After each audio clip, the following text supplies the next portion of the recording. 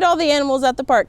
We actually have 3 different kitchens. So we have the Carnivore Kitchen, which is obviously the one that I work at. So it is for all of the carns that I take care of, as well as Martine, our ferret, and the birds of prey, so the raptors. So basically anything meat related is going to be something that my team takes care of.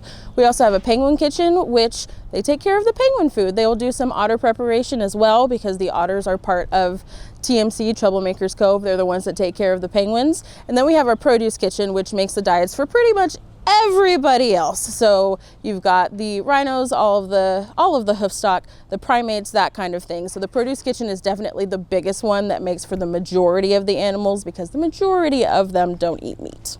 A typical day in the life of a diet maker for our carnivores is we start the day out actually by meeting in the kitchen. That is the meeting spot for the carnivore team as a whole.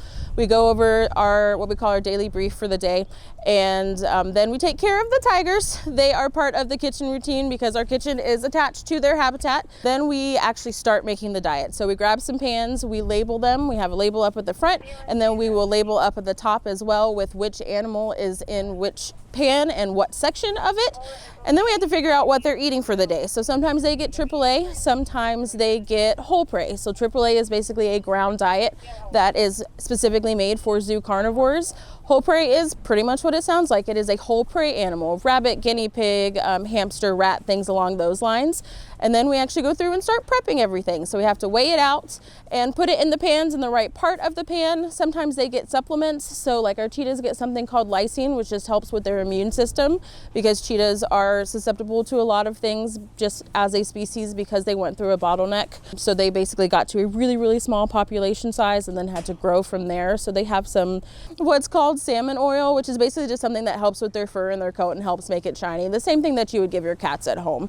So you have to make sure that you weigh out everybody's diet, give them the supplements if they need any supplements, make sure they are in the right spots for the day, make sure you actually made everybody's diet, and then they just go into our fridge where they can sit and wait, because we make them a day before, because that makes life a lot easier. That means first thing in the morning, everybody else who is going to feed the animals can go out and feed right away, and they don't have to wait for the kitchen person to make the diets before they can go do what they need to do.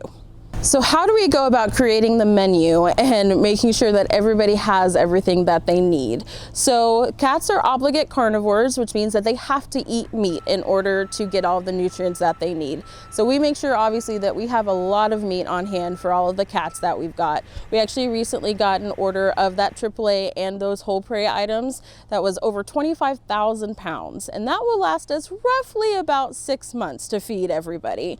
And we rotate what they get on a certain day. So they get whole prey 3 days a week, and they get that AAA 2 days a week. So they have whole prey, AAA, whole prey, AAA, whole prey. Basically just to kind of spread stuff out a little bit, give them some variety throughout their day. Now you may have noticed that was only 5 days. So yes, we have 7-day weeks, but these guys for the most part don't eat every day in the wild. So we kind of replicate that as best we can while being a little bit easier for their digestion and a little bit easier for our backs, honestly. So they have 2 fast days a week where they don't get anything. That gives their digestion a chance to take a break like they would in the wild. But it is honestly better for them to eat a little bit every day instead. So we do what's a little bit better for them, but still let them do something that's completely natural. We actually have a board up in the kitchen that specifies what day everybody gets fed, whether it is a fast day, a whole prey day, a AAA day, anything along those lines. And so it's very easy to look and see. We have that written on the board. We also have it written on the diet sheets with the amount that they get each day, so that there's a couple of places that you can look. So there's very, very little room for error. But honestly, as long as they get food, that's all that matters.